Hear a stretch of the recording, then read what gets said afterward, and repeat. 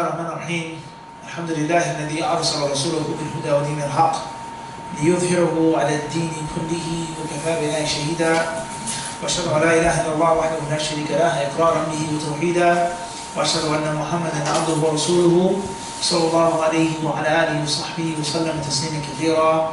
أما بعد, alhamdulillah, Allah has brought us back again here at the masjid. Last time I was here, I believe it was a khutbah in the winter time. Alhamdulillah, so it's good to be back with you brothers. Alhamdulillah. However, as I was conversing with Brother Sabir earlier before the lesson, Brother Al-Qawi, a masjid in this location is necessary for the masjid to be utilized, for the masjid to be open, to be functioning. It has to be, everybody's not going to come. Some people will walk in, some people come, but it has to be a da'wah, call. As Allah says in the Quran, "Ud'u ila sabili rabbik." Call to the way of your Lord. قُلْ هَذِهِ سَبِيلِي أَدْعُو إِلَى اللَّهِ. Say, O Muhammad, this is my path in which I call to Allah. The Prophet ﷺ, he said, call them. فَلْيَكُنْ أَوَّلَ مَا تَدْعُوهُمْ إِلَيْهِ.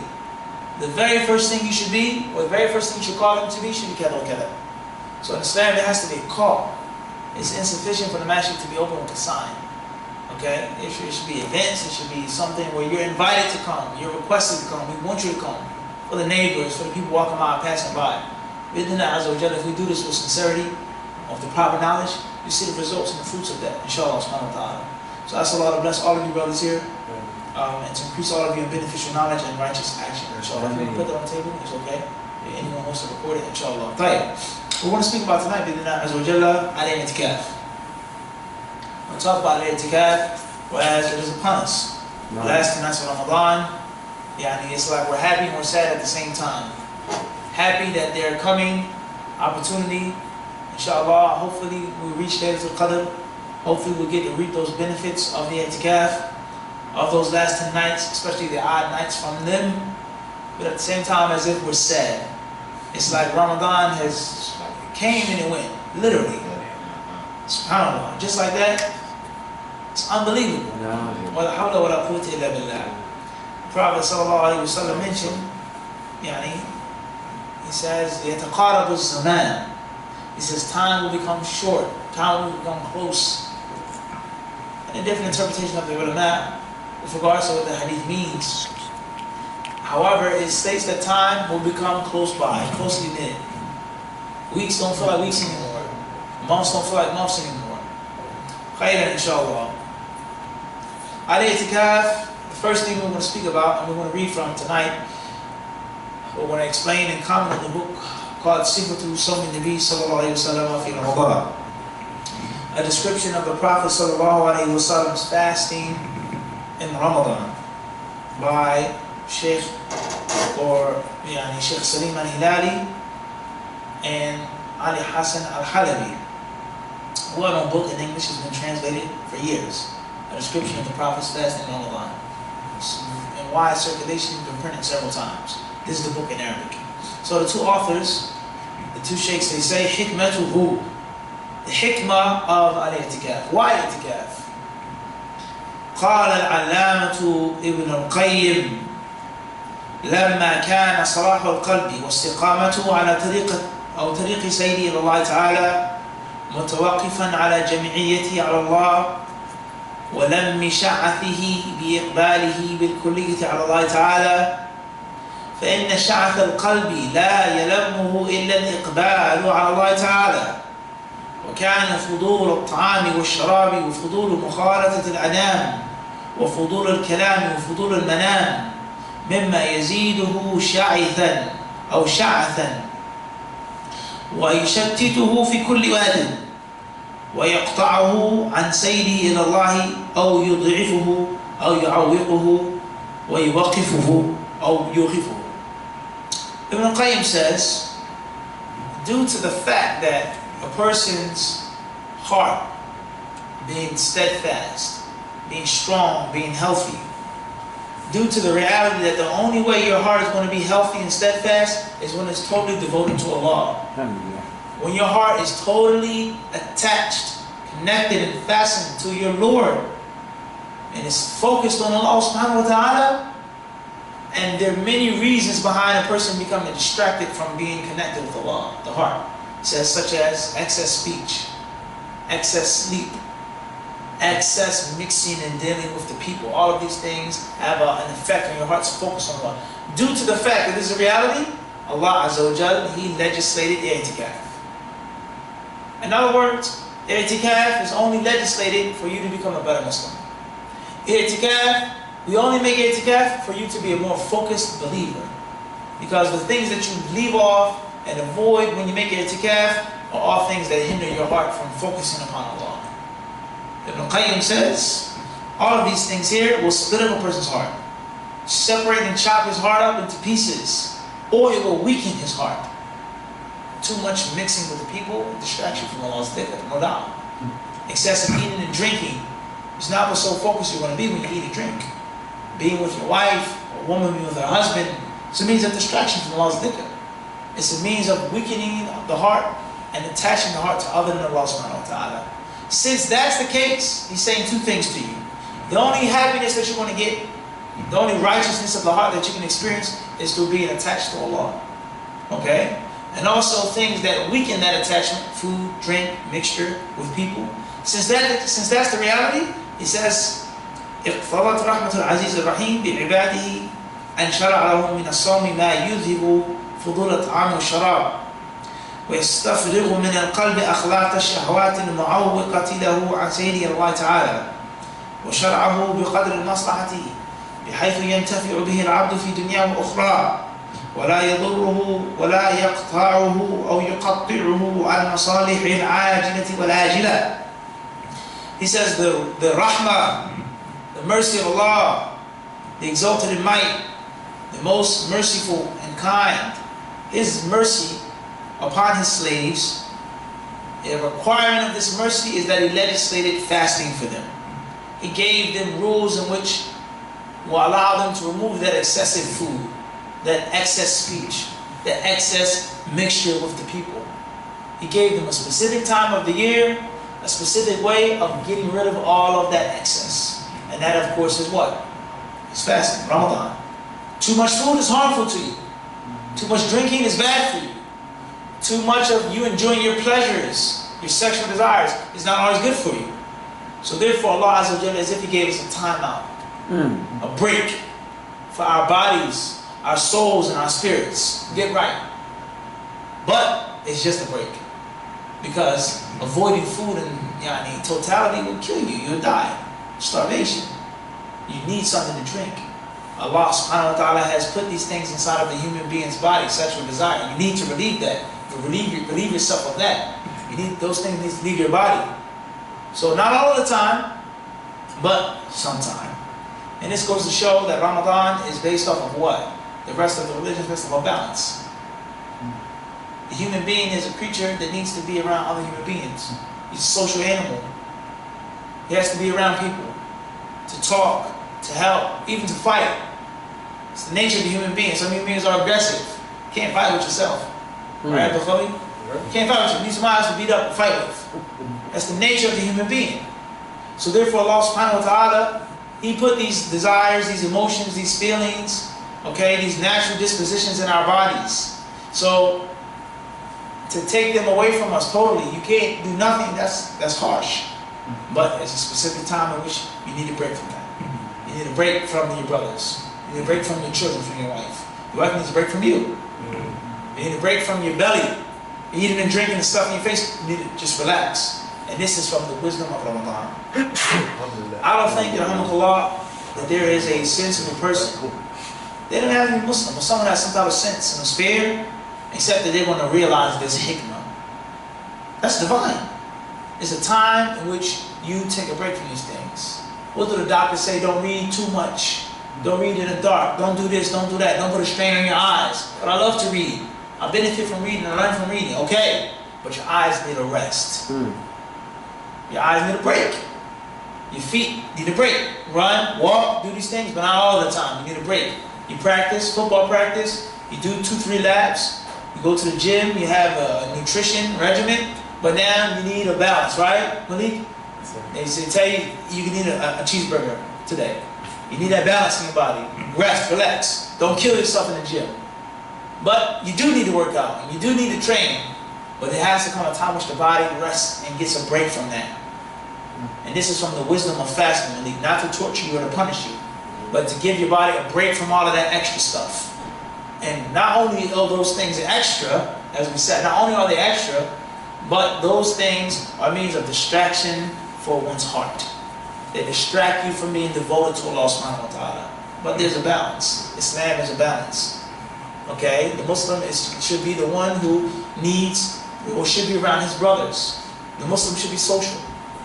You have friends, you have brothers you like to hang out with, alhamdulillah. You have permissible fun you talk with, alhamdulillah. But at the same time, the Muslim also sometimes needs to seclude himself. You need time to sit and read the Quran by yourself. You need time to reflect by yourself. You need time to make dhikr, the cry of your sins by yourself. You need time to reevaluate yourself by yourself. So we said there's a balance. There's a balance. Okay? We can make any other example. Husband and wife. Husband and wife need to spend time with each other. Husband is to give his wife attention, make her feel special, be with her. But too much of that is going to cause a problem. She needs her own space. Tonight she's going out with the sisters. There's a henna party. You go out with the brothers, sisters go out with the sisters. That's a healthy part of the relationship. But all of the time, every day, 24/7, you would grab the text your wife. It may seem okay in the beginning. But you're going to say, I'm tired of you. Get out, get away. Because that's the balance in life. Everybody understand this? Even with your children. You spend time with children, but your children need time which you need to play with other kids. Need time which you need to be away from Abby and Umi and experience other things. Balance. So this is the hikmah of Ramadan and the hikmah of Itikaf. Is that it gives you a time to seclude yourself from the dunya. If we understand this speech, this golden speech of Ibn Qayyim, in Quran it only makes sense that we make Itikaf to leave those things that you normally do off when you're making Itikaf. Whether it's your cell phone, Twitter, Instagram, Facebook, whatever is your electronic leash, you need to leave that alone.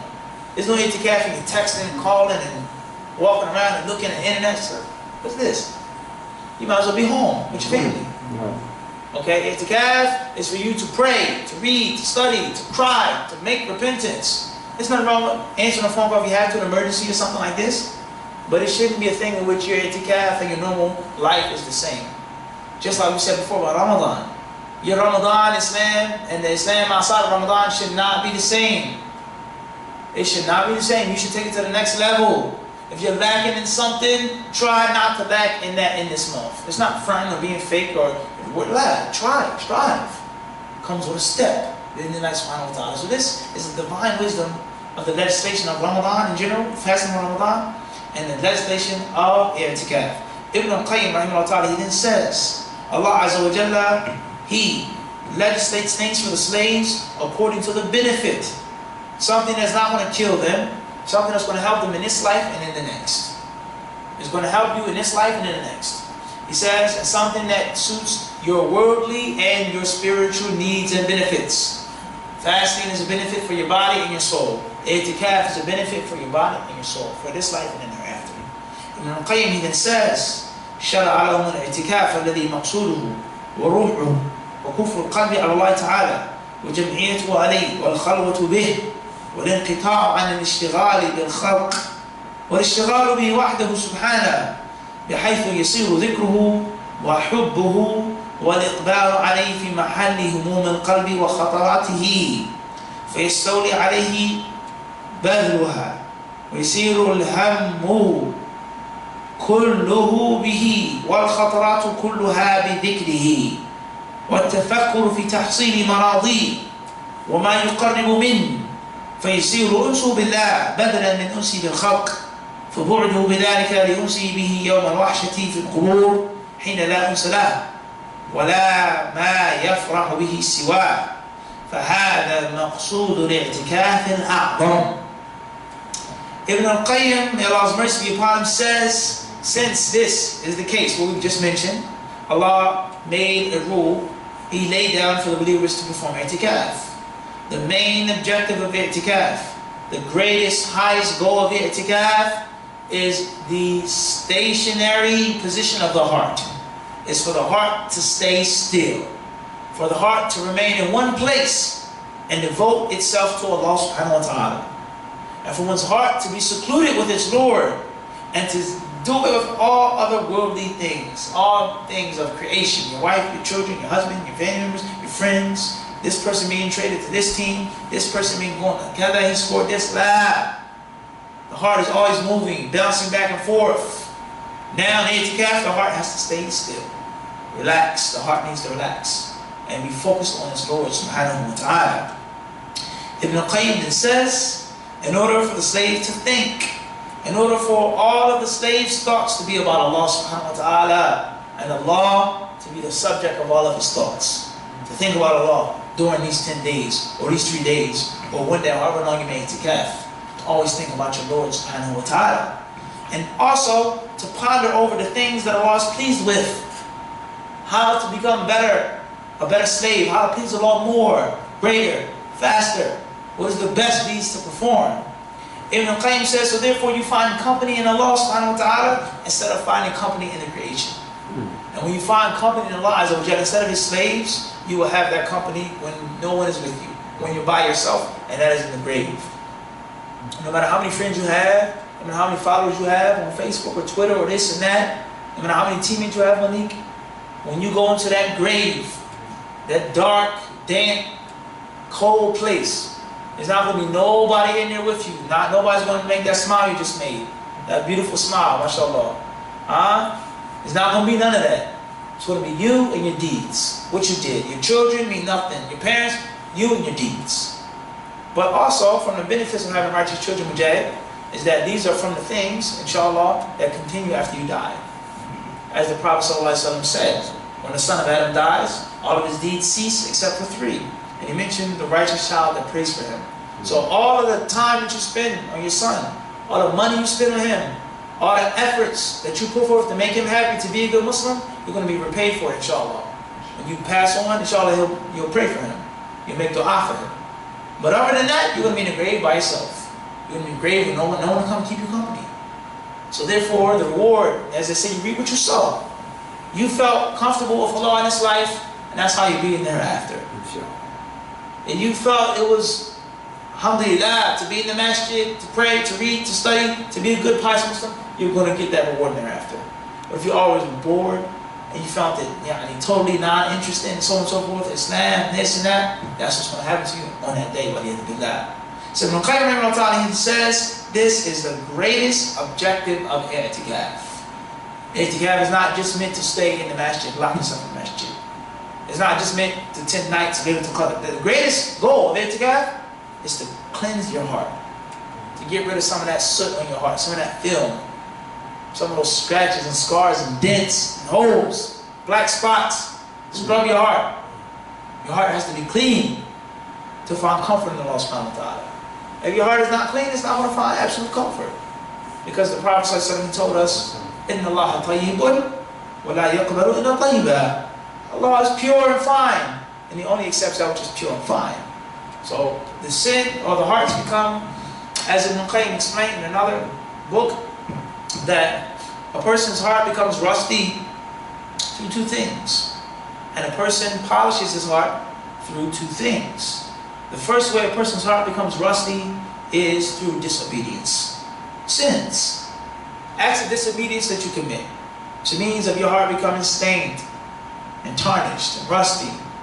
And the second thing is ghafla, he said, is heedlessness. Even if you're not sinning, if you're not disobeying the law, but you're not thinking about Allah, you're not making dhikr of Allah, it's a means of your heart becoming hard. It's a means of your heart becoming tarnished, becoming worn out. And he said the 2 polishers, 2 things that polish one's heart, he says, is al-istighfar, seeking Allah's forgiveness, and the second one is making dhikr of Allah. Even if you didn't make any sin, you make alhamdulillah. This is another concept, Quran, and a very important concept as Muslims. You cannot go overboard. You seek Allah's forgiveness, and you also praise Allah. Alhamdulillah, say it abundantly throughout the day. Alhamdulillah, Alhamdulillah, Subhanallah, La ilaha illallah, la hawla wa la quwwata illa billah, Subhanallah wa bihamdihi, Subhanallah al-azim. And you also say, Allah forgive me. Astaghfirullah, astaghfirullah, astaghfirullah. Abundantly is a balance. You need both of the things to cleanse and to purify and to polish your heart. So therefore, that's the first step that we take, and that is that i'tikaf literally, or the main objective of i'tikaf is what? Sheikh Sarkar, in your own words, what's the greatest purpose of i'tikaf? To see your Muslim brothers, to be in the masjid, get good food. To cleanse your heart, to bring you closer to Allah Ta'ala. To bring you closer to Allah, to focus on Allah subhanahu wa ta'ala. In other words, when you're at home, when you're doing all these things, you may not have absolute focus. And that's why in football, they have what? They have training camps. So, in which they take you away from the city. No. They take you away from your house. It's a camp, 2-week camp. We want you to spend the night here. Everybody goes to sleep at the same time. Everybody wakes up at the same time. We control what you eat and drink. Because when you're at home, you may binge, you may eat this, you may drink this, you may do this. Or you may go too hard. We want you, we want to observe you in this camp. So they have a camp. They take you out of your locale. And this is the main concept, Mujahid, of going overseas to study. Why is it so important to go overseas to study? It's because you leave your friends and your family members. And friends and family members distract you from studying. There's no doubt about that. They're gonna busy you. That's why you go away to go to college. But if you stay in Philadelphia, you could study and this and that, but people can reach you easily. And many people that want to talk to you, due to the sheer fact that you're distant from them, they have to get a phone call, they have to go an extra way, they can say, I don't even feel like it. They're not even true friends, but it's reality. And you don't need those people bothering you. You know how many people, you know how many phone calls? In Saudi Arabia, you get a lot of phone calls, a lot of brothers call, emails, WhatsApp, whatever. But it's nothing compared to how many I get when I'm in Philadelphia. You have people calling from New York, from Philly, from Connecticut, from New Jersey, from Atlanta, from Minnesota, from Saudi Arabia. Brothers have been around me, seen this, right or wrong. No. We're in the class and somebody calls. Some of those brothers will still contact me in Medina, but a third or half of them won't. They're just not going to go through the trouble. And that's the wisdom of going away. Ghurba. Being in a strange place aids you to focus. Being away from your comforts keeps you from being distracted. When you go to the store in Saudi Arabia, depending on what store it is in Medina, the drinks, this is an example, the drinks are limited drinks. Especially the corner store, they have this, they have that, alhamdulillah, okay, I want this, I want a juice, I want a soda, water, this water, but it's relatively limited. Wallahi, when I come back to America, and you walk into the supermarket, Whole Foods, or Trader Joe's, or Pathmark, it takes you like 2 weeks to just like snap out of the days. Wow. The juice alone is from this end all the way to the next. 10, 15 brands of orange juice. 5, 6, 7 types of yogurt. Tannin, this, that, Octavia, kettle, cheese, eggs. That's the noise that you hear. This is no exaggeration. What's the point I'm trying to get to? Is that's all good, alhamdulillah, but that's extra time.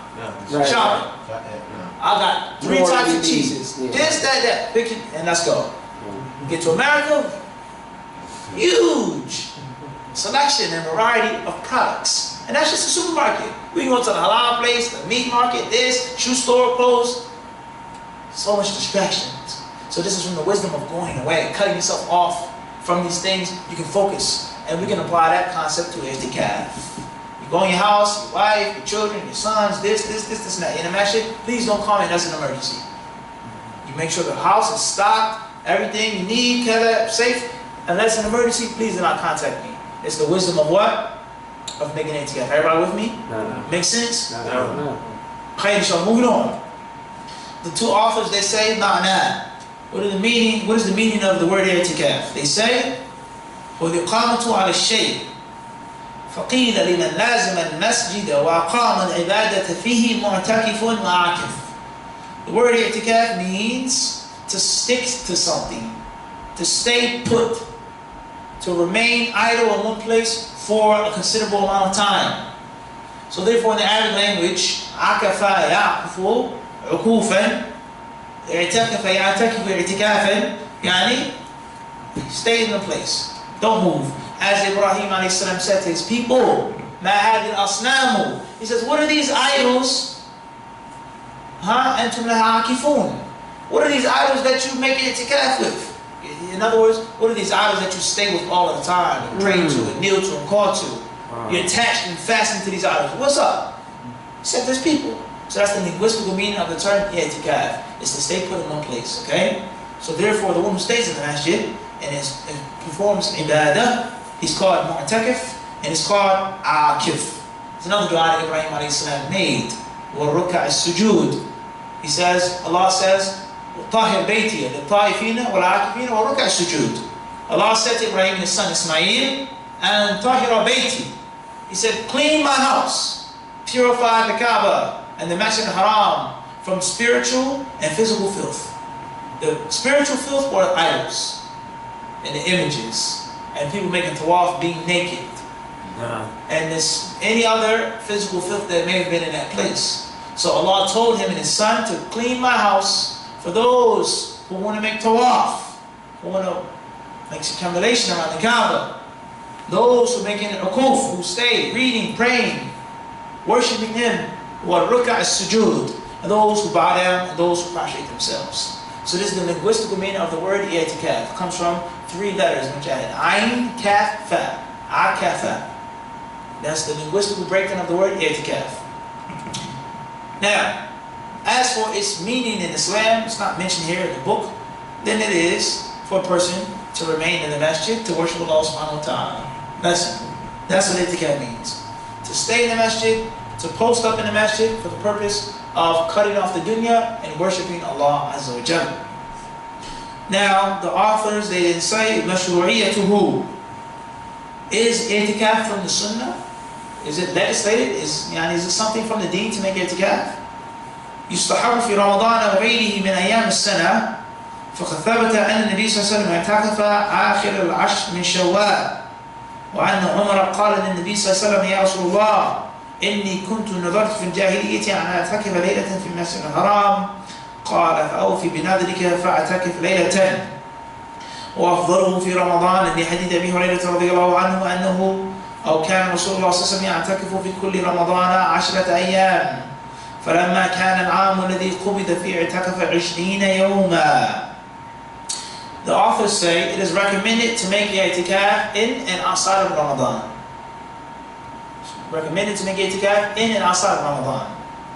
It has been authentically reported that the Prophet ﷺ once made i'tikaf during the last 10 nights of Shawwal. During the last 10 nights of Shawwal.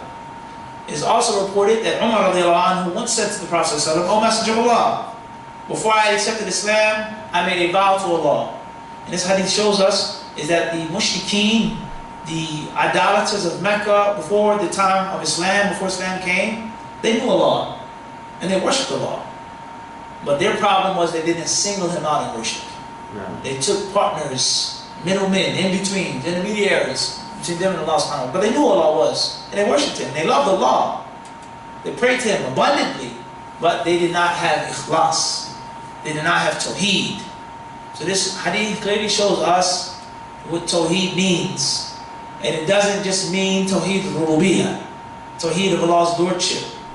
Because we know that tawheed of Allah's lordship is tawheed Allahi fi af'alihi. It's to single out Allah in Allah's actions. The things that Allah does. Allah creates, Allah gives life, Allah takes that life, He sends down rain, He causes the universe to run sufficiently, the sun rises, it sets, so on and so forth. We single out Allah in His actions. We believe that Allah is the only one who does those things. And then we have tawheed al-uluhiyyah. The tawheed to single out Allah in your own actions. Your prayer, your fasting, your fear, your devotion, your trust and reliance is for Allah and Allah only. The problem that the mushrikeen had was with tawheed al-uluhiyyah. They knew Allah. They knew He was the only Lord, the only Creator, but they did not single Him out. And that's why the Prophet fought them and deemed their property, their blood, to be lawful. Okay? So therefore it's incorrect for the Muslim to say, Tawheed, everybody knows, everybody believes in Tawheed. La. He then says, the authors, they say, that Umar radiallahu anhu said, before I had accepted Islam, I made a vow, I made a nadhr. He put something that wasn't obligatory upon himself. He made, that was what we call what? Nadhr. Noon, dhal, ra. Nadhr. A nadhr is an act of worship in which you make something that's not obligatory upon yourself. You say in your prayers or your dua, oh Allah, I promise that I will fast 3 days for you. It's not obligatory fasting, but you make it obligatory upon yourself as a means of getting closer to Allah subhanahu wa ta'ala. Okay? as a means of growing and increasing. I want to do more. Okay? It's called nadr. And there's two types of nadr in the Islamic Quran. Two types. We have nadr mutlaq and nadr muqayyad. We have an absolute vow and we have a restricted or conditional vow. The first is when you just do something extra for yourself and you make a promise to Allah. And the second is you ask Allah for something. Oh Allah, if you give me this job, I promise I will slaughter a sheep for your sake.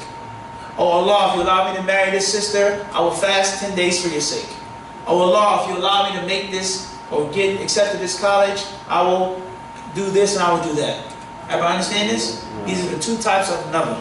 And nadr is an act of worship that has to only be done for Allah. You cannot make a vow to a saint, to a sheikh, or an imam. I promise I'm going to do this, only for Allah subhanahu wa ta'ala. So therefore, Umar radiallahu anhu said, if I was a Muslim, I made nothing. Okay, I made a vow to Allah that I would do what? He said that I would make i'tikaf one night in the Masjid al-Haram in Mecca. Look at that. He was a mushrik.